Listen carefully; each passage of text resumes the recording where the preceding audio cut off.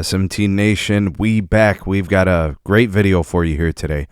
I want to do some extensive testing before I do my final review of XFINITY Mobile. And the way that I want to test it today is I want to test XFINITY Mobile up against Verizon Postpaid. Both of these plans, whether it's the XFINITY Unlimited plan or it's the Verizon branded postpaid plans, have specific QCIs and data deprioritizations and all of that. So I want to show you guys how they perform. All right, now I'm going to start with XFINITY Mobile. It's on the iPhone 12 Pro. And I had trouble initially. You guys will see 85 down, about 12 megabits on the up, 44 ping, and a 19 jitter. The problem with it is it's not connecting to the ultra-wide band, which it should be on because I have that here at home.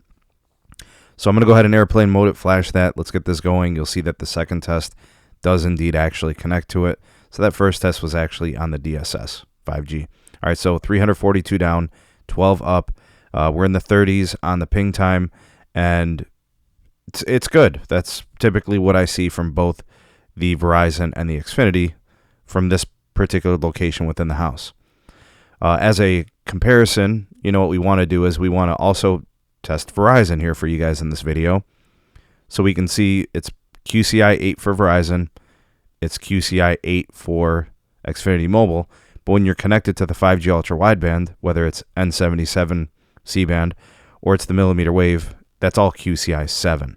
And the same thing goes for any other MVNO of Verizon as well. It works the same way. So you'll get to see comparatively how they did, right? 339 down, almost 8 megabits on the up. Pretty much the same, right? So this just kind of confirms when you're on the ultra-wideband, it doesn't really matter. You're going to get the same type of access, unless I think there might be some MVNOs out there that maybe have some kind of like a limited experience of it. All right, so that was the ookla speed test performance, showing you how similar they really are. And then what we want to do now is kind of run it through the Netflix servers, through fast.com, for those of you that have used it. So here we have like 450 on the down. We've got a pretty decent uplink, usually ranging between 10 to 20 megabits per second.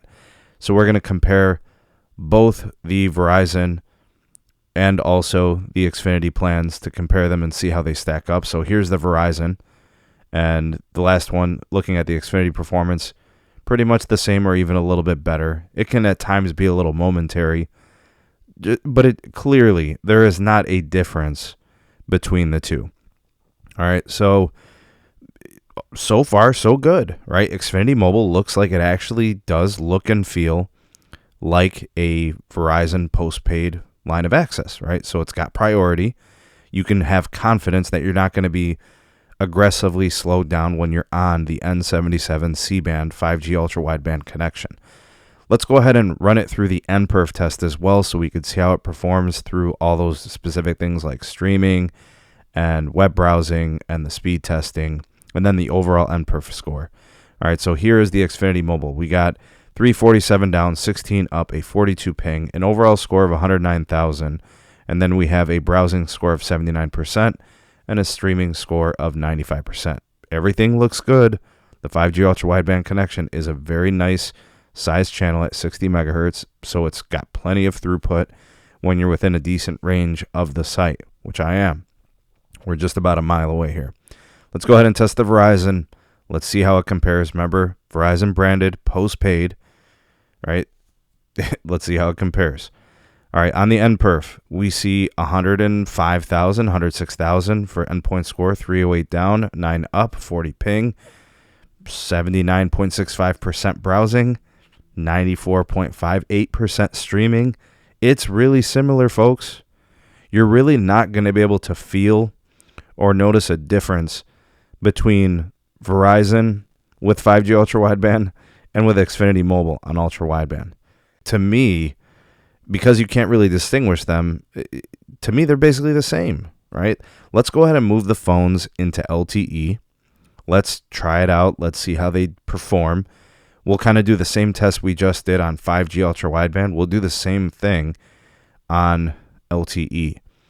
In my estimation, before I started this, I kind of predicted to myself, I suppose, that there would be a noticeable difference only with respect to the streaming, and I'll explain why when we get to the fast.com test. So first, we're going to do XFINITY Mobile on LTE. We got 51 down. We got 7 up, right? Ping times are still in the 30s. The jitter's nice and low, so good quality connection. This site was just upgraded a couple of months ago, folks, so we're doing pretty good in that respect when it comes to both the LTE and the 5G sides getting upgraded. You will see here on this Verizon test, we do have LTE in the upper right-hand corner, ping time at 39 millisecond, right? Ping's real low, single digit, and we got 48 on the downlink, and we got about 10 on the uplink.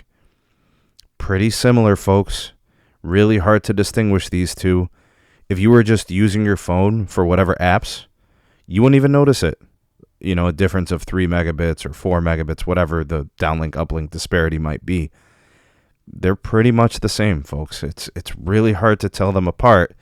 Now, where things can possibly show a little bit of difference is going to be in situations like the fast.com test with the video streaming when it comes to the LTE.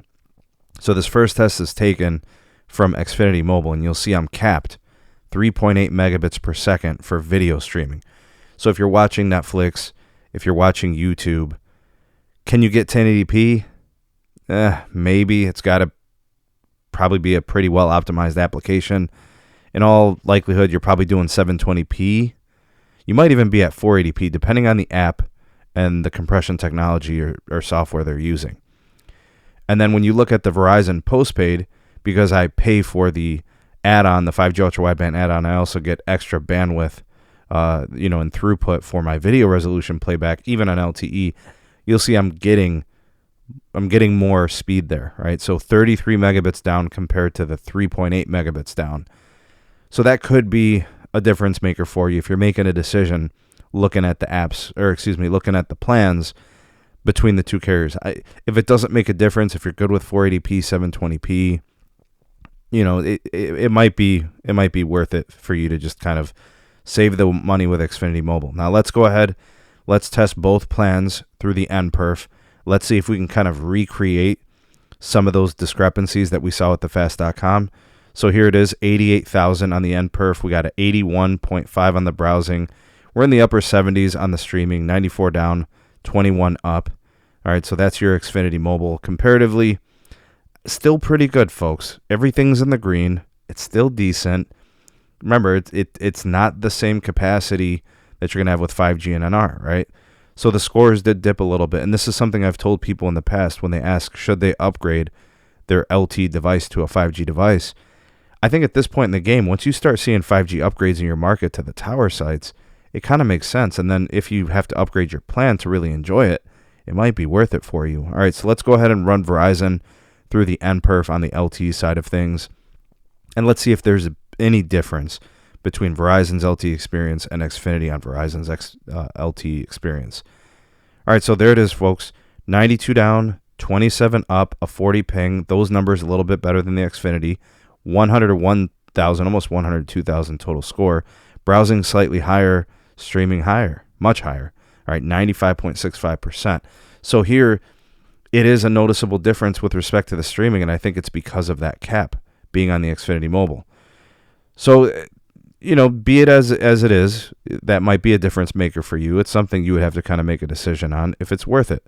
Now, just for kicks and giggles, let's go ahead and test the two plans simultaneously at the same time using Ookla and see if we notice anything. All right, so 65 megabits down, 15 up on XFINITY, 90 down, 25 up on Verizon, running on LTE.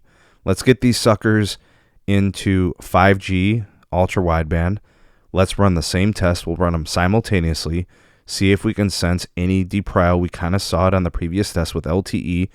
The Verizon plan did have a slight edge in getting more capacity on the test. Let's see what the 5G ultra wideband shows us here. You got to love fast forwarding here. You really do. All right, so in this instance, it really looks like they're splitting bandwidth. It's not too much of a discrepancy there, right, folks? 160 down, 10 up for Verizon, 148 down, 7 up for XFINITY Mobile. There is a slight difference, but I wouldn't consider that to be substantial. Again, you wouldn't notice it if you were just using the devices normally through applications. To me, it's not that big of a deal. So under 5G ultra wideband conditions, folks, these plans are essentially the same. When it comes to most typical user experiences, these plans are going to be the same. Where things get hairy is when you're looking at the things like video resolution playback, and when you're looking at things like, the LTE experience and deprio once you get past 20 gigs on the Xfinity Mobile plan. Comment down below your thoughts and opinions on this. You are the voice of the people, the SMT Nation. Let your voice be heard. Like, share, subscribe for more. Thanks for watching. We'll see you on the next one. Peace.